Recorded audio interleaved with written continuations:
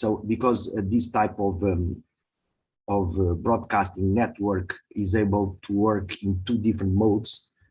One is a multiple frequency network and another is single frequency network. So we'll focus on the single frequency network.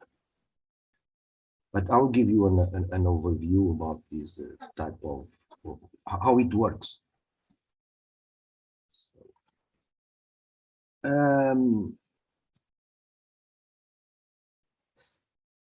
In the past, the TV systems in the world were based on three main formats.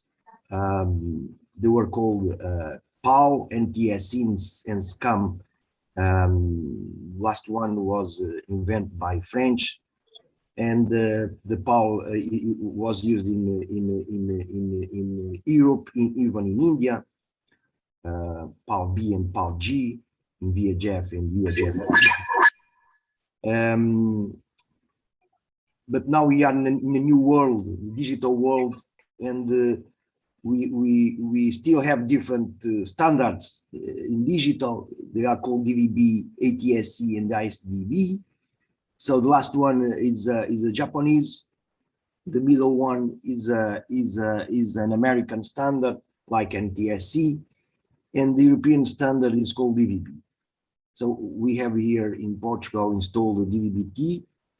And I was in charge of commissioning all the transmitters some years ago in this country. So we'll focus only on DVB, but the problems and challenges I'm going to talk about can be extended to any other standards, ATSC or ISDB. So we have a transmitter is composed by a chain of blocks, starting by the video and audio encoders, and there is a transmitter chain here down. Is very common transmitting system. Even in mobile communications, you find a very similar blockchain, and I'm going to focus on the modulation schemes used in DVB-T. Actually, DVB-T was the first standard using OFDM. Nowadays, as you know, we have OFDM everywhere, OFDM-A, 5G, 4G, or whatever. So I'll focus in these last blocks. Here there is a list of all those blocks composed by a lot of channel coding, interleaved, very strong codes. The most recent codes in DVB-T2 are actually very strong. LDPC and Reed-Solomon concatenated. But as I mentioned, I'm going to focus in the last blocks, mapping, modulation, and OFDM.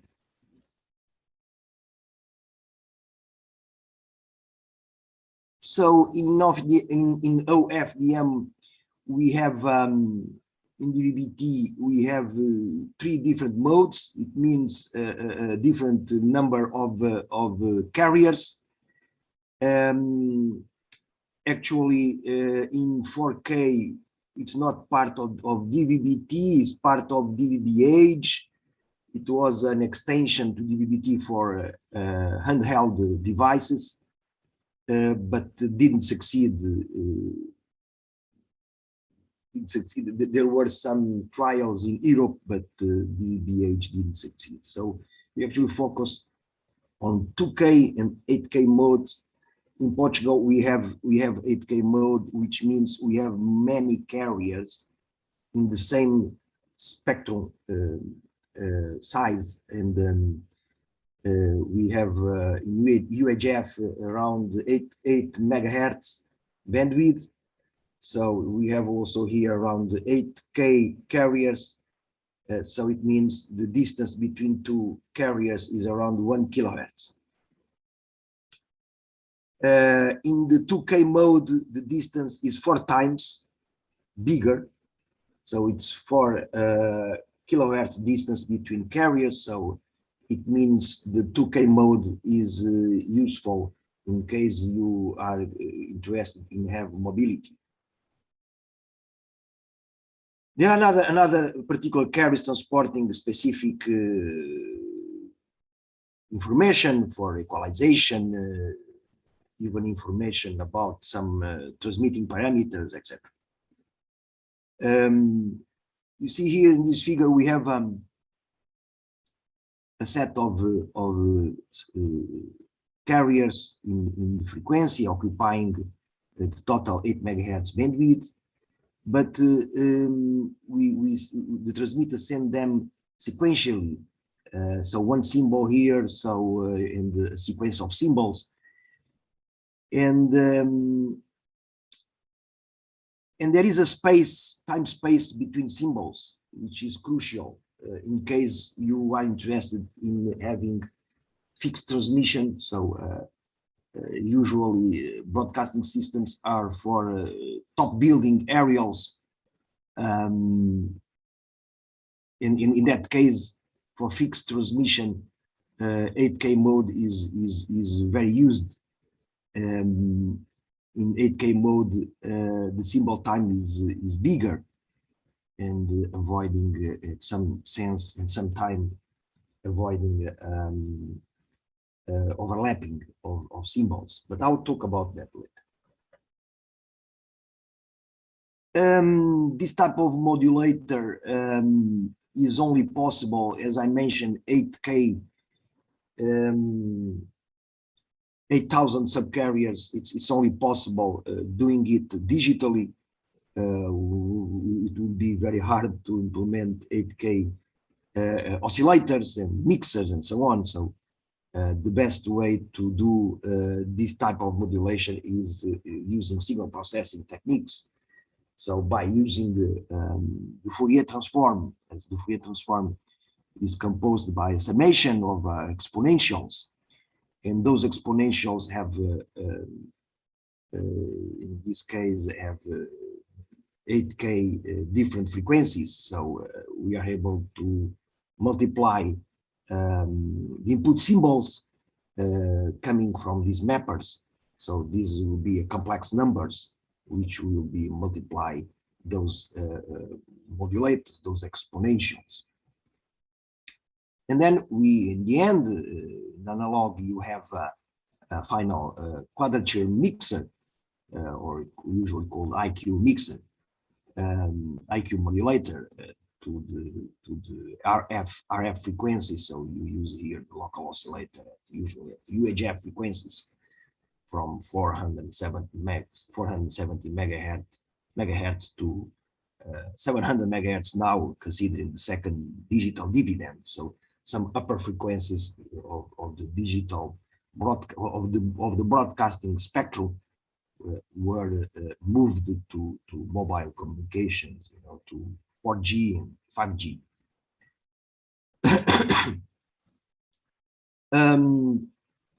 In each of those subcarriers, as I mentioned, 8,000 subcarriers, 8K subcarriers, we have one of those constellations diagrams. So we may have QPSK 16 QAM or 64 QAM. Once you select one of these type of constellations, you keep it forever, so never change. If you look at the spectrum, you have in a bandwidth of 8 megahertz, as I mentioned before, we have 8,000 subcarriers all together, close to each other, and the distance delta F is 1 kilohertz, considering 8K mode. There are some problems related to this number, this super number of subcarriers, all very close to each other. So it will be some interference between two very close subcarriers, and this is called the ICI, intercarrier interference. It requires from the output power amplifiers a pre-correction well done, avoiding this type of non-linearities in the amplifiers, and then avoiding these ICI interferences. Nowadays, all transmitters have an automatic pre-correction, non-linear pre-correction system, but are not so good as humans do manually those pre-corrections. But they have a very good performance anyway. So if we look at the spectral analyzer, you see you don't see each subcarrier because of the spectral analyzer resolution. So unless you put the VBW very small, but doesn't make sense. Spectral analyzer, we see a continuous line on the top of this spectrum. But actually, you have here 8,000 subcarriers. Okay, if you could zoom this region, you should see something like that. So you see subcarriers altogether.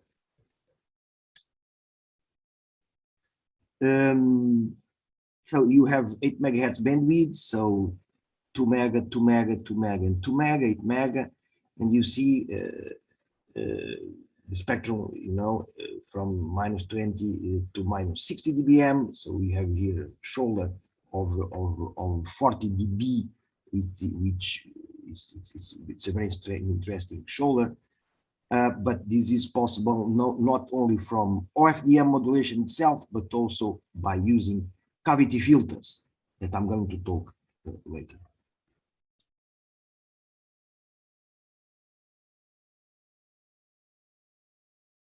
Okay, to avoid the other type of interference called ISI, inter-symbol interference, so the standard inserted a guard interval, you know, between consecutive symbols.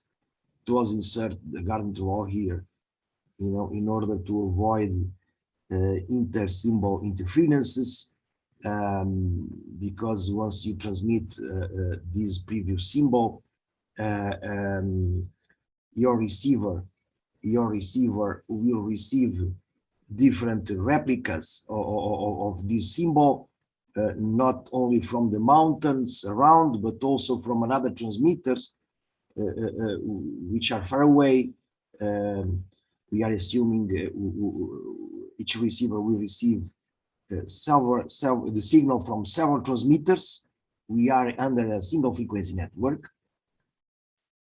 So the closer transmitter is the signal you should only receive, but actually all transmitters far away from the receiver will also transmit the same signal, and it will reach your receiver but delayed. And we should avoid those delay symbols overlapping to the next symbol.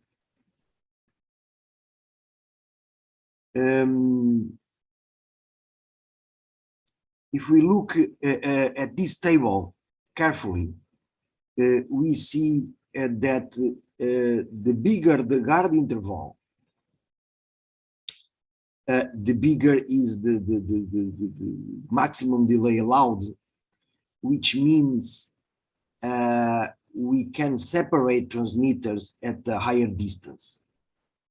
And if we work at 8K mode, even that distance is greater than in 2K mode. It means that you can separate transmitters. It means you decrease the amount of money needed for deploying the network.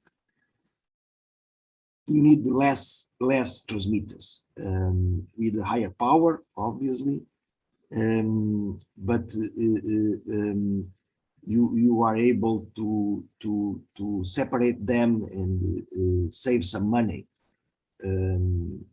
But you cannot receive signals from transmitters at a distance greater than 66 kilometers.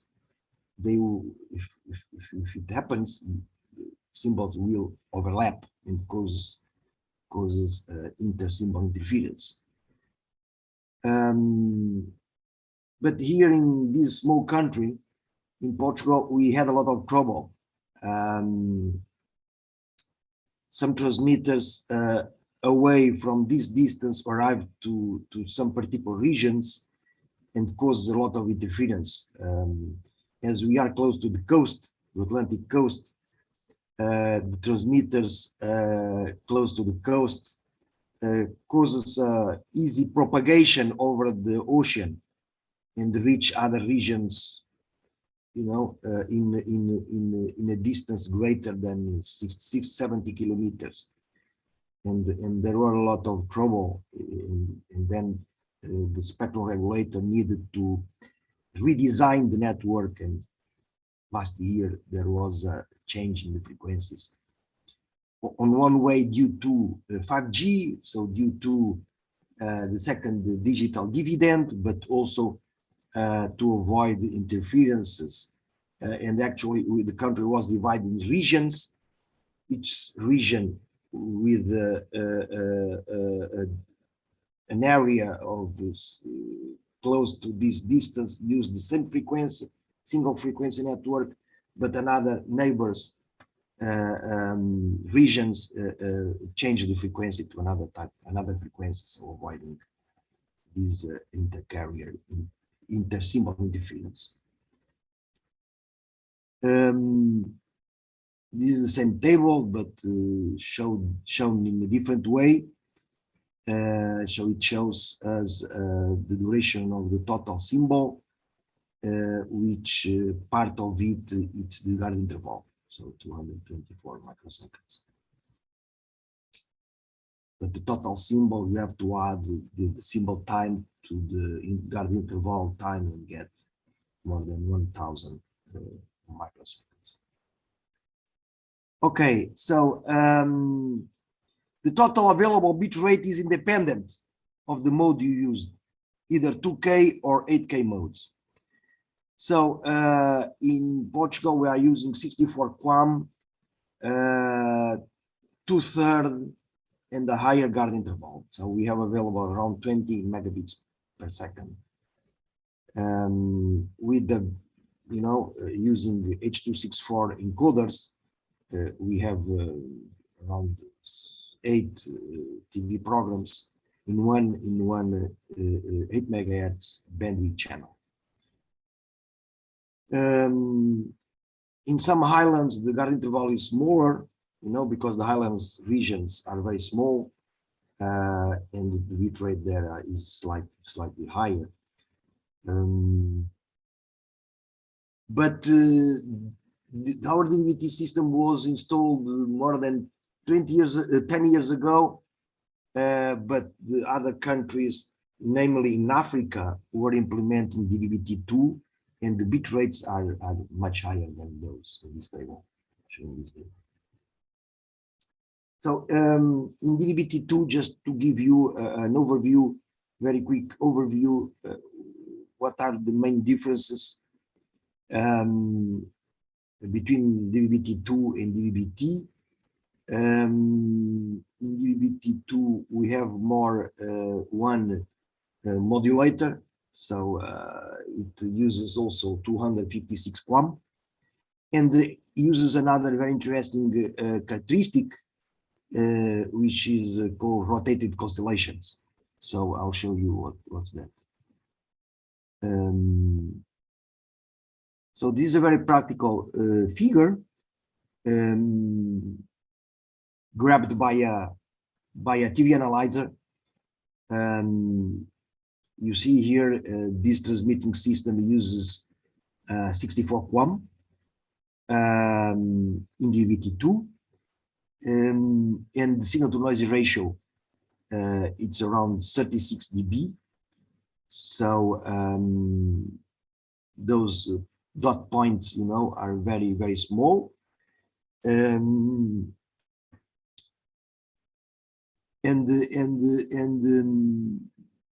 this is actually at the transmitter. You don't get this signal to noise ratio at the receiver. You may get 29 dB, which is actually very good. You see the new constellation now in DVB-T2. It's 256 QAM. Here you see also a very good signal to noise ratio. Okay. And most of the practical deployment of this type of network in some countries, they actually use 256 QAM. This is possible because, as I mentioned in the beginning, DVB-T uses a very good encoders, very strong encoders. So it's a concatenation of Reed-Solomon in the LDPC codes, so very strong codes. If you rotate it, you have advantage on it. What are the advantage? This was actually this rotate system was proposed by BBC in one meeting some years ago. The advantage is if you lose one component, I or Q, you see you are able, if you lose Y, if you use I, you are able from Q to find the value of Y, of I. So just in some cases, if you lose one of those components from the other one, you are able to extract the lost component. It includes more modes, not only 2K and 8K as in DVB-T. It also includes 16K and 32K, you see here. So the distance between two consecutive subcarriers is even smaller. So it demands from the transmitters very good power amplifiers with a good linearity. So it requires very good pre-correctors to compensate for non-linearities in those power amplifiers. I'll talk later about this subject again, as you may, some of you may know. OFDM causes lower power efficiency in those power amplifiers because the average power must be in the linear region, and so there is a huge back off those power amplifiers. So if in order to avoid some peaks of power, still keep them within the linear region, and that's why the average power is lower, and the efficiency of power amplifier for OFDM is around 20–25%. But there are new power amplifiers now designed, with a better efficiency. But let's say you can reach 40% in those particular new power amplifiers. But still some research is needed in the power amplifier area, or in another way, changing OFDM to a new modulation scheme. But I'll talk about those challenges. So in the 32K mode, there is an extension of capacity because the occupied bandwidth is the same, 8 megahertz, but the spectrum is slightly higher, slightly bigger. I'll show you You see here, despite you have 8 megahertz from this marker D2 to D3, there is here a region here of around 200 kilohertz, which is not used, so it's a safe bandwidth, you know, avoiding adjacent channels. So actually, the bandwidth, the used bandwidth in DVB-T is 7.61 megahertz. So it's 400 kilohertz smaller than all bandwidth 8 megahertz. So it means you have 200 kilohertz here you are not using, you know, close to the boundary of the adjacent channel. In DVB-T2, this space, frequency space here was extended, you know, and it means you increase the capacity, you know, so you increase the use the bandwidth.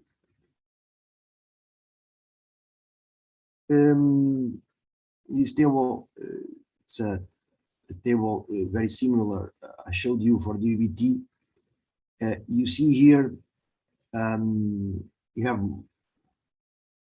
higher modes up to 32K, and the guard intervals, symbol durations, and the distance. You see the distance between the subcarriers. As I mentioned, it's around 1 kilohertz in 8K. Here is even smaller, 0.2 kilohertz.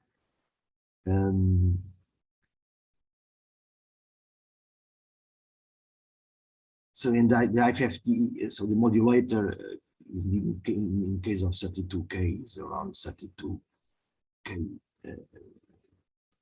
exponentials modulators, 32K modulators.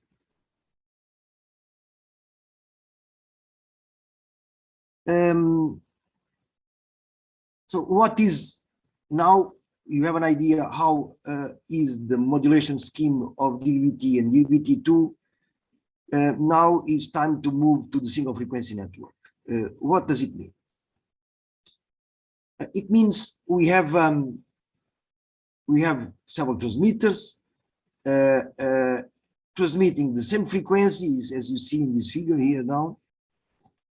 So all subcarriers will be at the same frequency among those transmitters.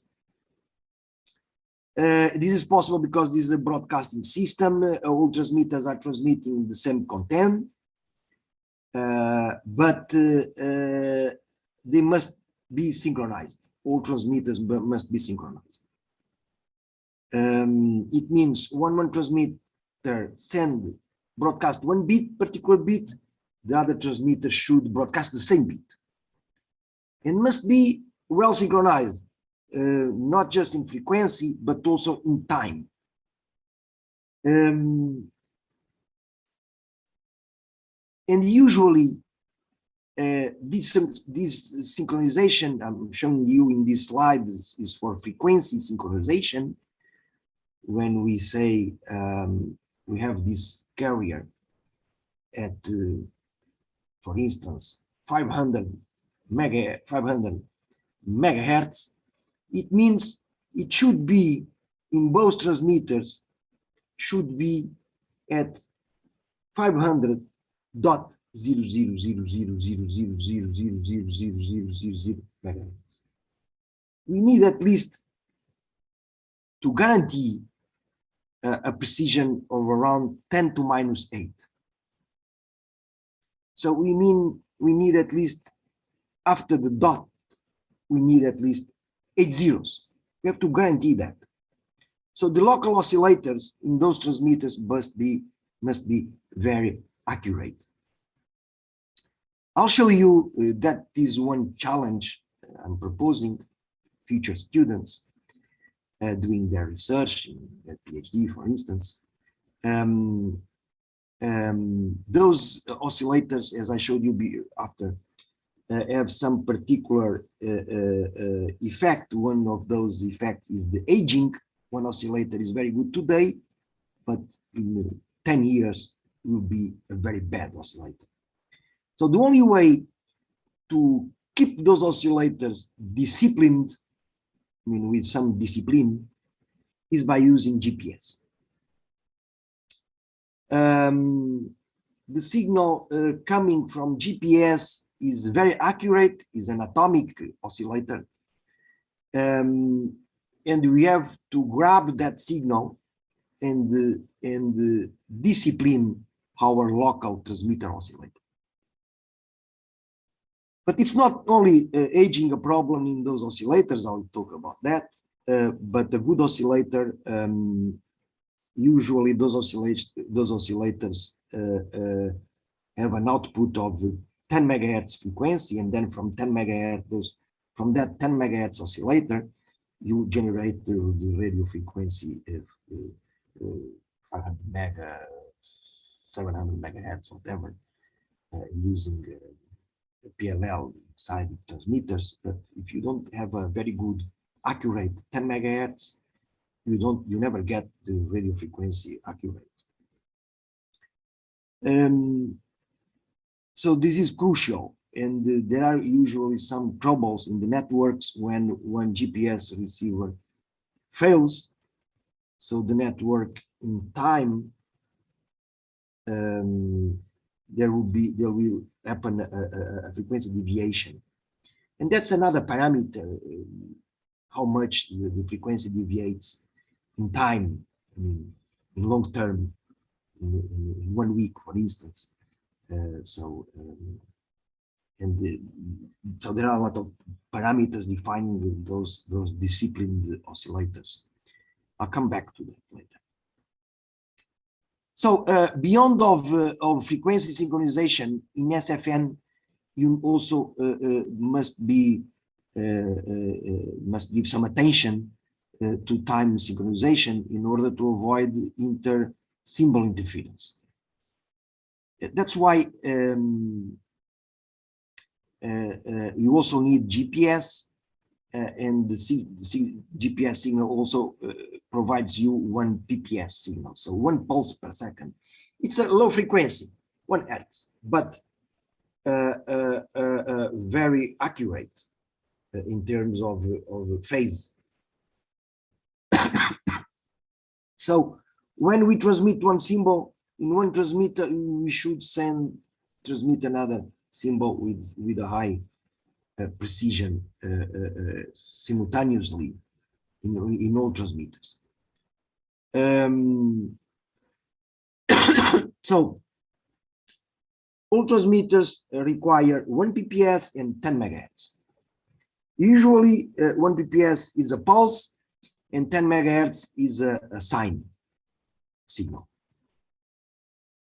It can be a square signal, but usually it's a sine wave.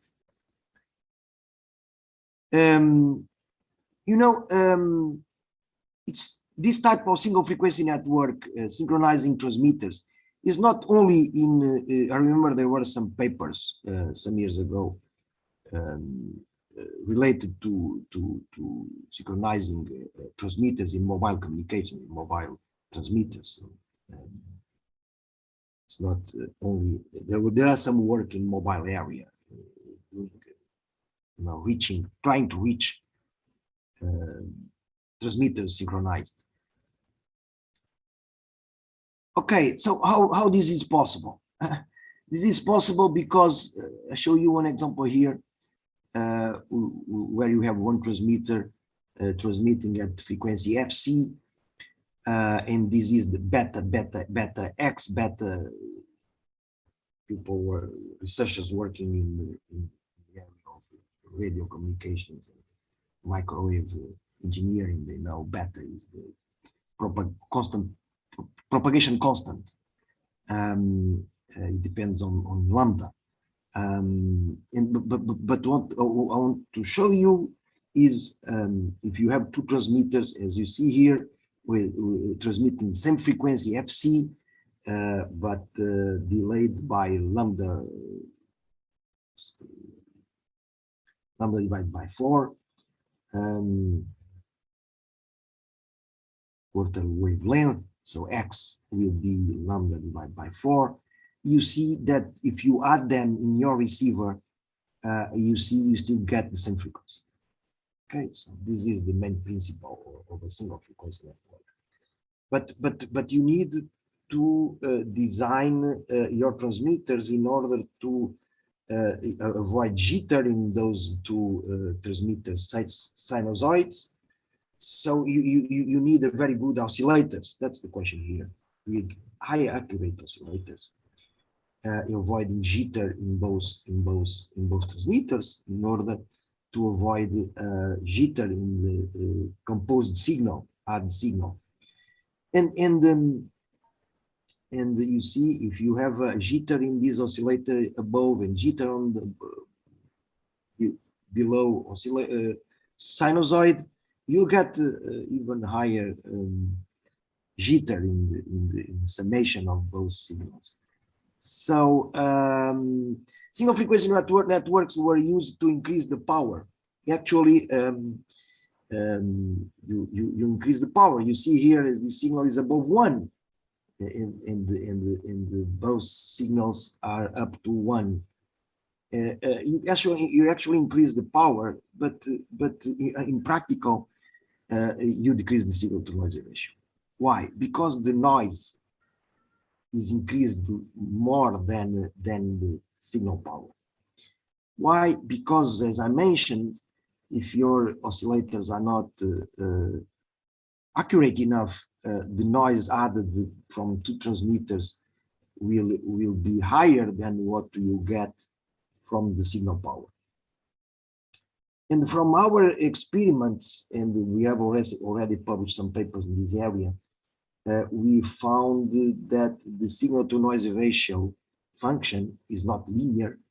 And if in one particular point you receive more than three transmitters, the signal to noise ratio decreases significantly. So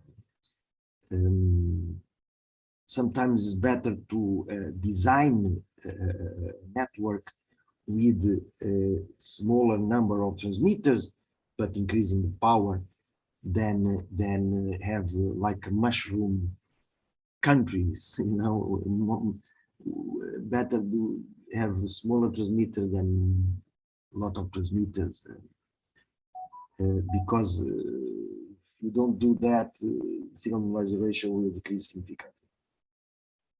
Anyway, let me move. Now, let me talk about what are challenges for the students who want to work in this type of problems. You can let me still talk about those oscillators in transmitters, which should be very good in avoiding that decrease of the signal to noise ratio in a particular receiving point.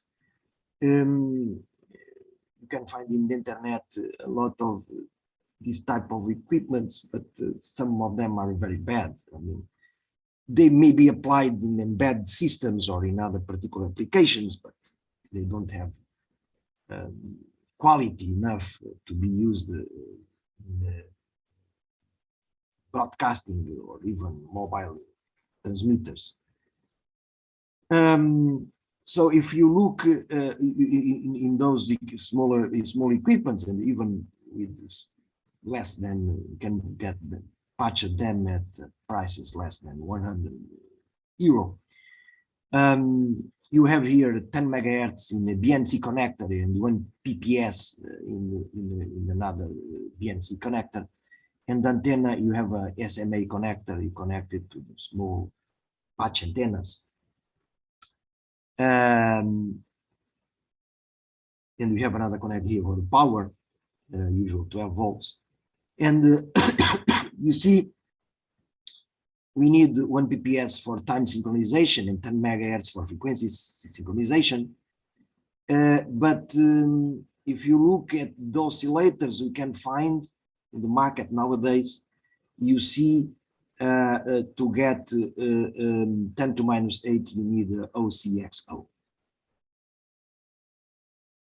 And from here, the price increases significantly. You know, if you go to and use one atomic oscillator crystals, very expensive. You know, so you need to have a good oscillator, and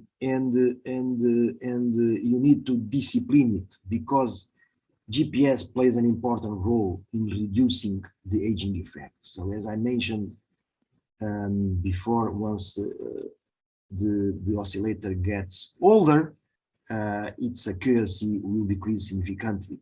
So you need to discipline it, because as I mentioned, from the GPS, you have a very good atomic clock, and so you can, you know, adjust your OCXO. That's why it's controlled crystal oscillator. You are able to teach it, you know, and correct any lack of accuracy. So this is a very interesting area of research. We need you know, better structures, better oscillator structures, using new materials, keeping those oscillators with good performance in terms of temperature changing, and even those circuits, those digital PLL, which discipline the oscillators, require, if you need good discipline, you need very good high precision digital to analog converters with let's say 16 bits. I'm not going to show you in detail here because I don't have time to show you how the circuit is. But anyway, just to say that we need to research new type of oscillator structures to decrease the price, you know, and keep very good accuracy. It would be good to have 10 to minus 9, you know, but those small atomic oscillators are very expensive. They may cost 1,000 euros. So this is interesting work, and the effect of increasing the accuracy, you know, in the received signal to noisy ratio at the receiver side. So it's very interesting research topic.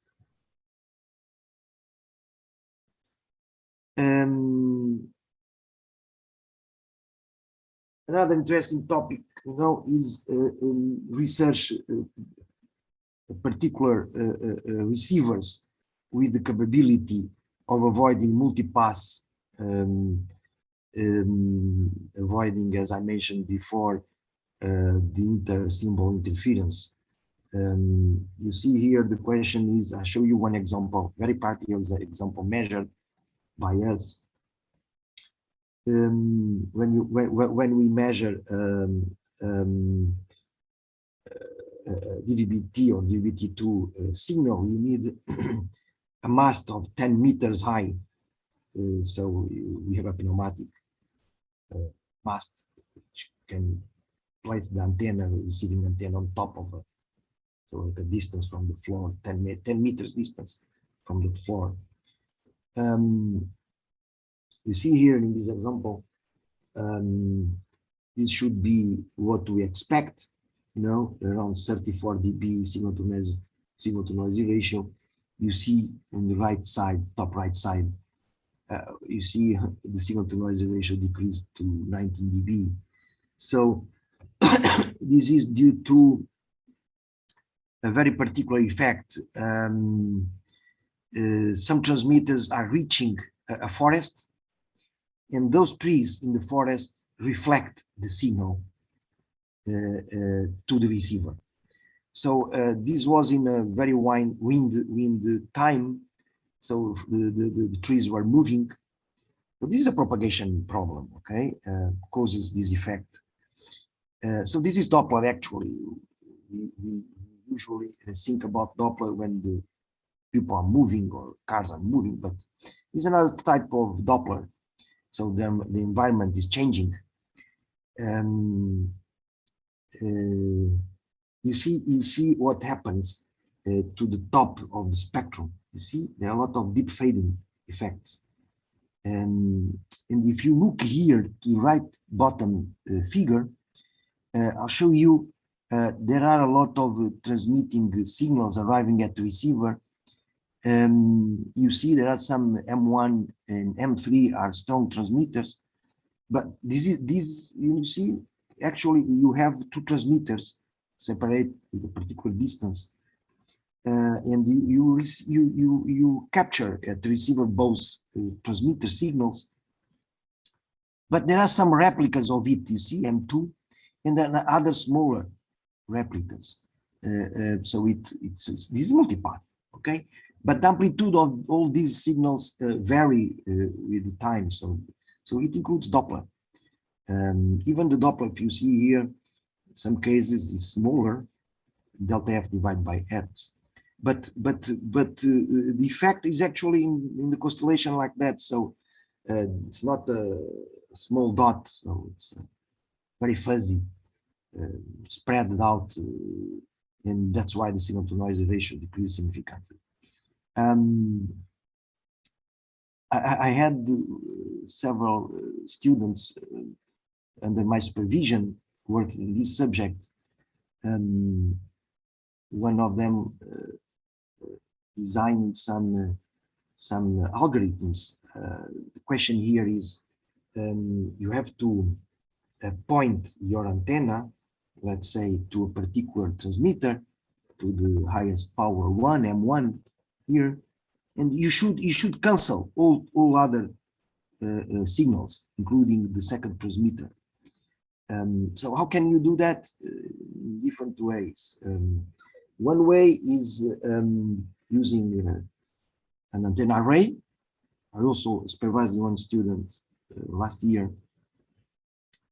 So he designed an antenna with some, you see here in this example, it's an array antenna of 4 elements.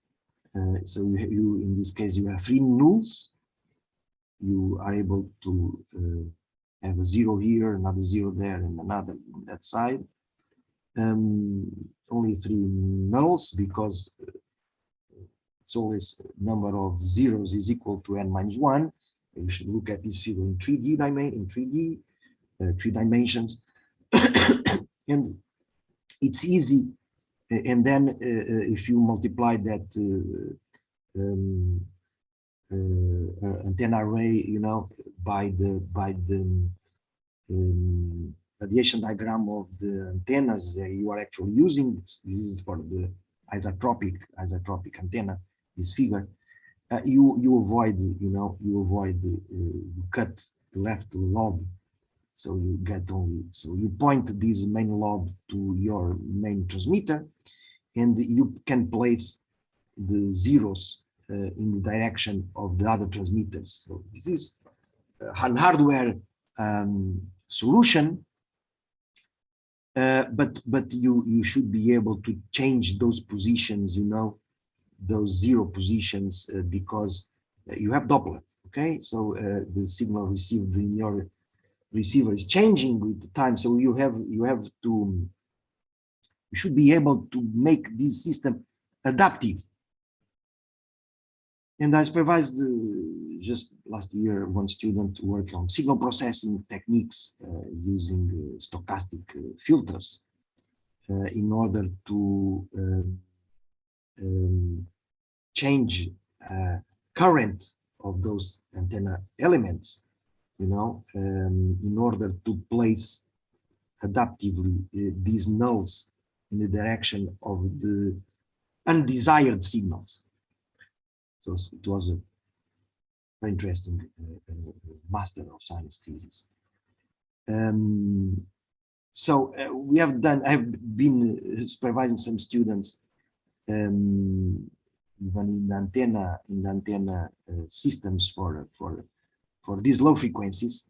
It's a very big challenge designing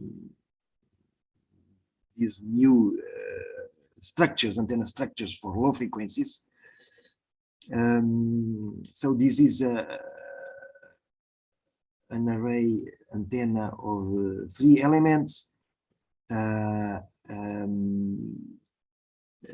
interesting antenna. You can place it inside your house, you know, on a wall. This also was a master student thesis. The challenges here, you see, this substrate is FR4, is very common substrate in cheap substrate, but at the low frequencies it has a big losses, loss tangent. Loss tangent is very big here, and we had to redesign this antenna to avoid those losses. So once you want to use cheap materials, they have losses, and it requires you to redesign antennas, you know. So anyway, even the bandwidth, we need 8 megahertz bandwidth, so we have to include, we don't see here, but there is a airspace between the substrate and the aluminum foil, so to increase the bandwidth. So this is a very interesting subject, you know, a very interesting subject. A lot of we have to go beyond the Yagi antennas, because the Yagi antenna has been using maybe for more than 40 years. So it's a very good antenna, but it's very old. So we have to research new antenna structures for low frequencies. I mean, up to 700 megahertz. Another interesting research subject is, as I mentioned before, the PAPR, so the peak to average power ratio. As I mentioned in OFDM, I'm showing you one example here with 8 just I made it in, you know, a program in MATLAB. You see here you have QPSK, you have a real part of the symbol in the imaginary, so we have only -1 and +1. So this QPSK, the real and imaginary part of the symbol. Once you apply IFRT, you come to the left figures. You see the envelope here changes a lot. So this causes, you know, it causes, for instance, in this particular point here, you have a peak of power. But if in this point you have a small power, so close to 0. So the average power must be below the nonlinear region of the power amplifier. So this is causes a very bad efficiency in the power transmitters. So in DVB-T2, it was inserted in the standard 2 type of peak to average power reduction. One is called TR, so some of those carriers are not used, but they insert their particular values of those symbols in order to avoid these fluctuations, these changes in the power. And another one is called the active Constellation extension. You see, they move those constellation points to particular positions, you know, in order to avoid high PAPR. But in this area, there are a lot of research, a lot of papers in the PAPR. But you know, you need more than good results if you want to deploy it and use it in one standard. You need simple schemes, high performance, but also simple schemes to be implemented in a practical standard. So here are good, interesting. This is a very interesting subject of research. Still a good research topic. Another interesting topic. I'm just finishing. Another interesting topic for students is cavity filters. I'm showing you. You know, these are eight cavity filters down, and above you have 6 cavity filters. So this is very heavy filters. You place them after the in the output of your transmitter, so after the power amplifier. And it also requires a pre-correction, which is called linear pre-correction. You have to do it at the transmitter to compensate for these filters. You know, have a shape, some corners, and you know, a particular shape. I'll show you here. So those filters you see here decreases suddenly. But those 8 cavity filters are very good. You see, you are in adjacent channel 48 dB below, so you're avoiding the interference from the adjacent channels. But those filters are very heavy, are Cooper made, expensive. Nowadays there are some filters constructed in aluminum, but still, you know, very heavy, big filters. Those are size, let's say, 30 centimeters length filters. There are space here for research, but you see, the quality of these filters are very good. In the middle of the frequency, you have only insertion loss of 0.26 dB. So you lose a small amount of power only. But here there is a space for researching, you know, new structures, cavity filters, made in plastic or whatever. But keep in mind that you should have this very small insertion loss. Okay, this is another interesting topic. And finally, in mobile communications, you know, 6G, whatever, this new mobile communication system, there are a lot of also research in new modulators, you know, and you see here the difference between OFDM and another more recent modulator. You see the adjacent interference is even smaller, and here there is also space, you know, for researching new modulation schemes. Okay, so I'm in time, even 4 minutes later, I'm sorry. So I finished my presentation and I'm free to hear any questions from you. Yeah, thank you, sir. Thank you very much for your wonderful talk. So in audience, anyone having any question?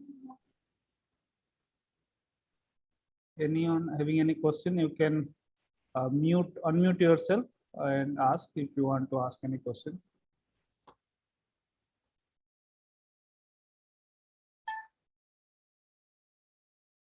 Yeah, anyone?